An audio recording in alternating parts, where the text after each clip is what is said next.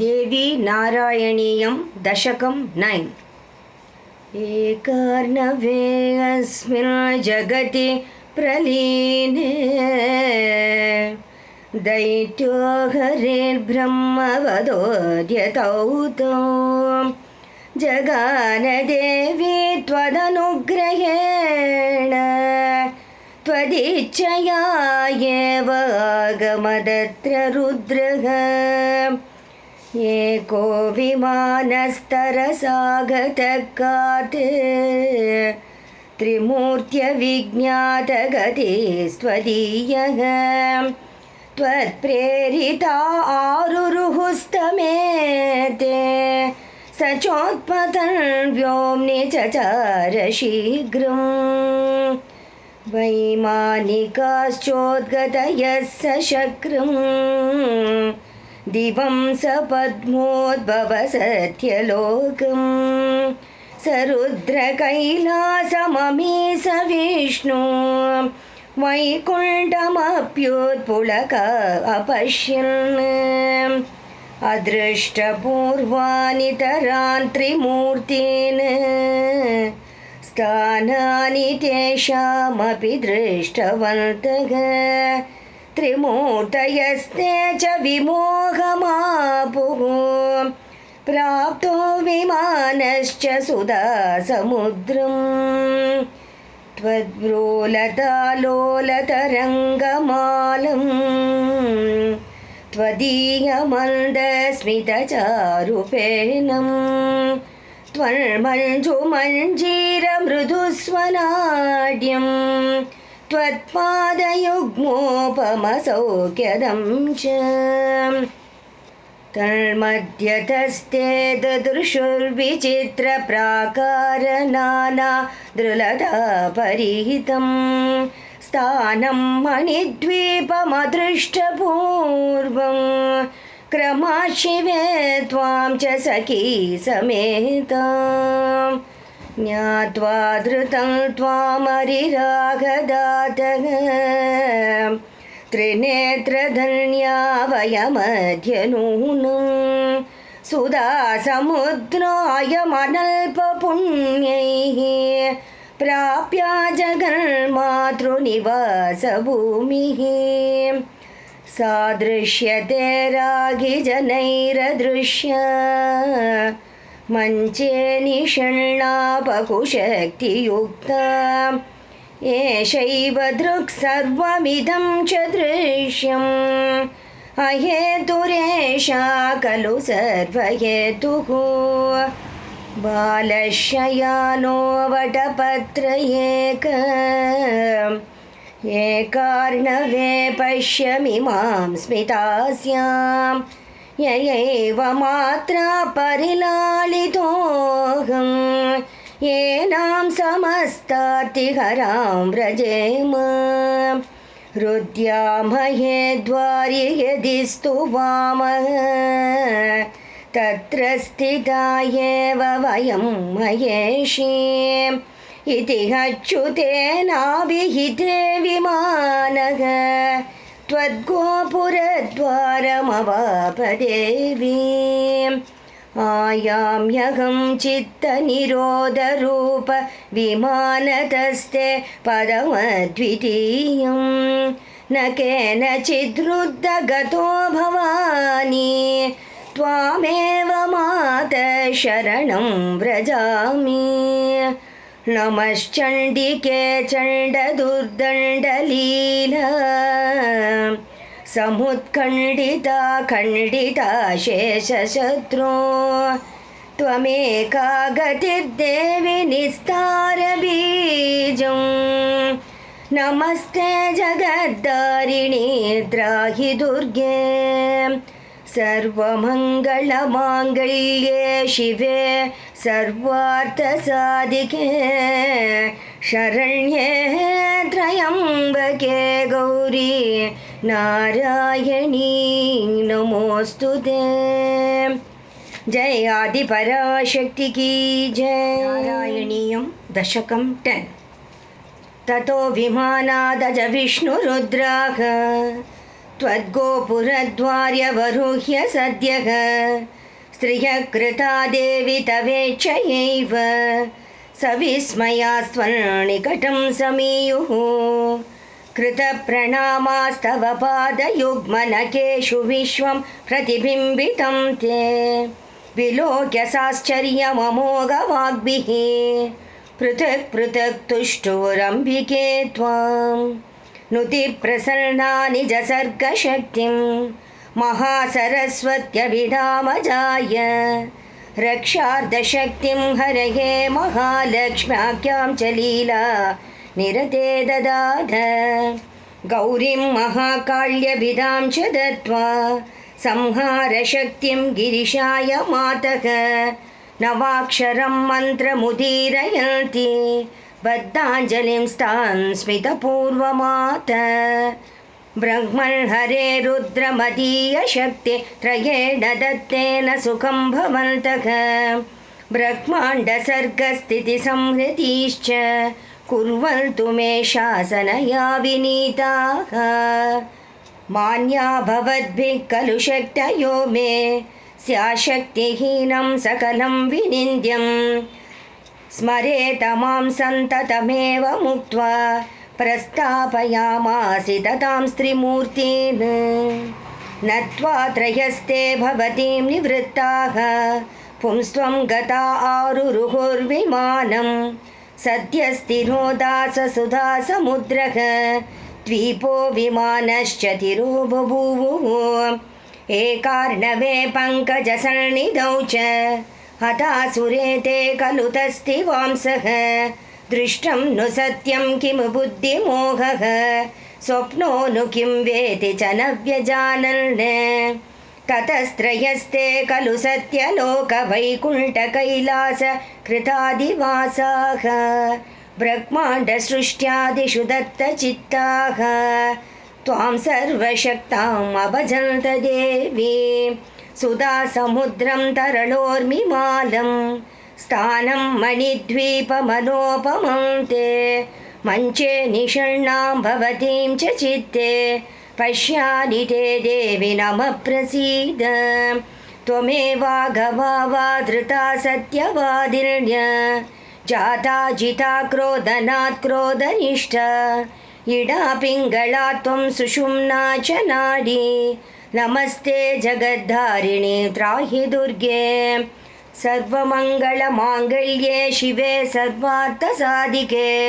शरण्ये त्र्यम्बके गौरी नारायणी नमोऽस्तु ते जय आदिपराशक्ति की जय। देवी नारायणीयं दशकं 11 श्रीनारद पद्मजमेकदाह पितस्त्वया सृष्टमिदं जगत् किं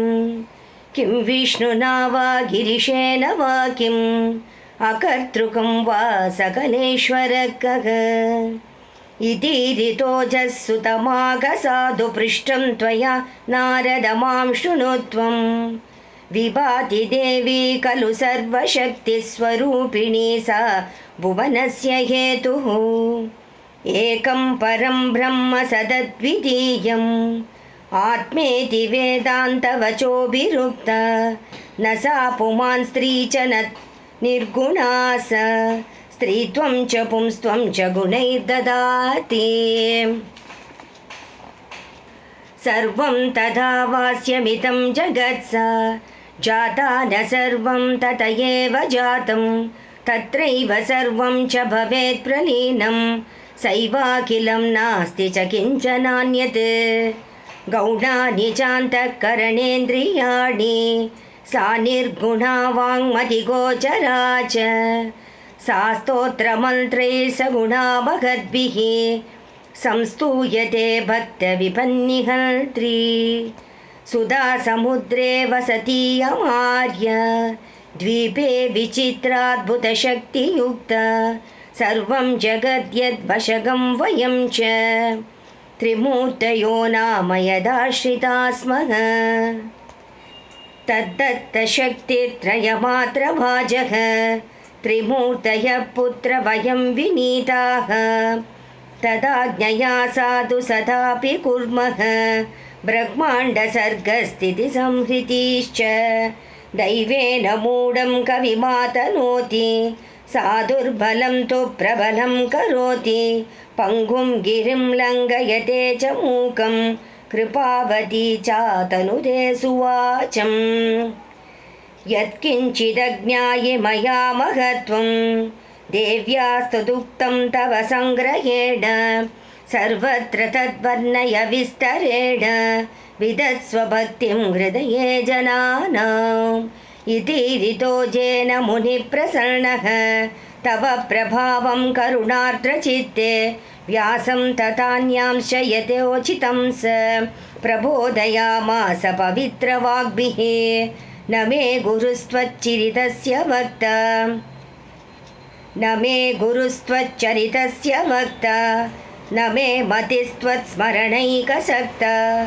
अवाच्य वक्ताहमकार्यकर्ता नमामि मातश्चरणाम्बुजं ते नमो देवि दुर्गे शिवे भीमनाथे सरस्वत्यरुन्धत्य मोहस्वरूपे विभूति सचीकालरात्रि सती त्वं नमस्ते जगद्धारिणि त्राहि दुर्गे सर्वमङ्गलमाङ्गल्ये शिवे सर्वार्थसाधिके शरण्ये त्र्यम्बके गौरी नारायणी नमोस्तुते। जय आदिपराशक्ति की जय। नारायणीयं दशकं 12। पुरा द्विज कश्चन देवदत्तो नाम प्रजार्तं तमसा समीपे कुर्वन्मखं गोविलशापवाचा लेभे सुतं मूढमनन्तदुःखः उदत्य नामावभृते स बालो मूढस्तु दृष्टं न ददर्श किञ्चित् श्रुतं न शुश्राव जगादनैव पृष्ठो न च स्नानजपादिचक्रे इतस्ततोटन् समवाप्तगङ्गो जले निमज्जन् प्रपिबिंस्तदेव वसन्मुनीनामुटजेषु वेदमन्त्रांश्च शृण्वन् सदिनानि निन्ये क्रमेण सत्सङ्गविवृद्धसत्त्वः सत्यव्रत सत्यतपाश्च भूत्वा नासत्यवाक्त्वत्कृपया समूढोऽपि उन्मीलितान्तर्नयनो बभूव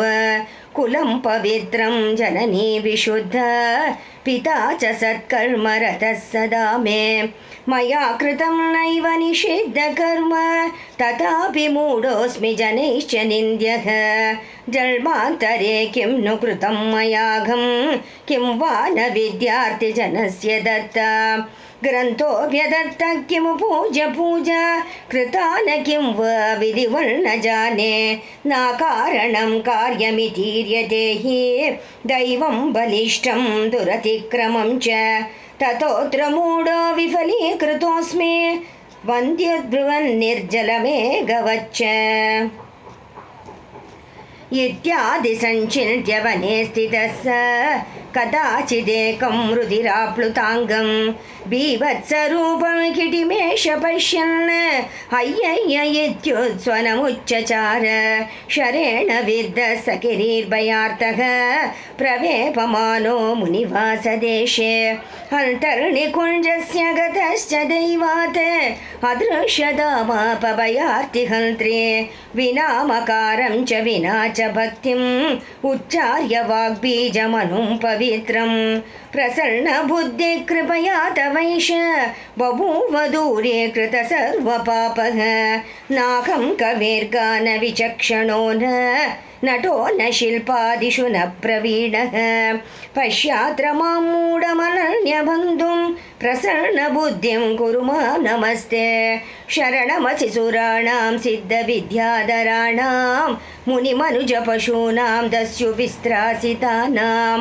नृपतिगृहगतानां व्याधिभिः पीडितानां त्वमसि शरणमेका देवि दुर्गे प्रसीद प्रसीद प्रसीद सर्वमङ्गलमाङ्गल्ये शिवे सर्वार्थसाधिके शरण्ये त्र्यम्बके गौरी नारायणी नमोऽस्तुते। जय आदिपराशक्ति की जय। नारायणीयं दशकं 13। अथागत कश्चिदतिज्यधर्मा मुनिर्निषाद सहसा जगाद त्वं सत्यवाग्ब्रूहि मुने त्वया किं दृष्टः किटिसायकविद्धदेहः दृष्टस्त्वया चेद्वद सूकरः क्व गतो न वा दृश्यत किं मुनीन्द्र अहं निषादः कनुवर्ण्यवृत्तिः ममास्ति दारादिकपोषवर्गः श्रुत्वा निषादस्य वचो मुनिः स तूष्णीं स्थितश्चिन्तयति स्म गाढं वदामि किं दृष्ट इतीर्यते चेद् हन्यादयन्तं मम चाप्यघं स्यात् सत्यं नरं रक्षति रक्षितं चेद् असत्यवक्ता नरकं व्रजे च सत्यं हि सत्यं सदयं न किञ्चित् सत्यं कृपाशून्यमिदं मतं मे एवं मुनेश्चिन्तयतः स्वकार्यव्यग्रो निषाद पुनरेव मूचे दृष्टस्त्वया किं स किटिर्न किं वा दृष्टः स शीघ्रं कथयात्र सत्यं मुनिस्तमागात्र पुनः पुनः किं निषाद मां पृच्छसि मोहमग्नः पश्यन्न भाषेदन च ब्रुवाणः पश्येदलं वाग्भिरवेहि सत्यम् उन्मादिनो जल्पनमेतदेवं मत्वा निषाद सहसा जगाम नासत्यमुक्तं मुनिना न कोलो हतश्च सर्वं तव देवि लीलाः द्रष्टा परं ब्रह्म तदेव च स्यात् इति श्रुति प्रागन भाषते सः सदा ब्रुवाणस्तु न पश्यतीदम् अयं हि सत्यव्रतवाक्यसारः भूयः सारस्वतबीजमन्त्रं चिरं जपन् ज्ञाननिधिः कविश्च वाल्मीकिवत् सर्वदिशे प्रसिद्धो बभूव बन्धुन् समतत्पयच्च स्मृता नता देवि सुपूजिता वा श्रुतानुता वा खलु वन्दिता वा ददासि नित्यं हितमाश्रितेभ्यः कृपार्द्रचित्ते सततं नमस्ते सर्वमङ्गलमाङ्गल्ये शिवे सर्वार्थसाधिके शरण्ये त्र्यम्बके गौरी नारायणी नमोऽस्तु ते जय आदिपराशक्ति की जय।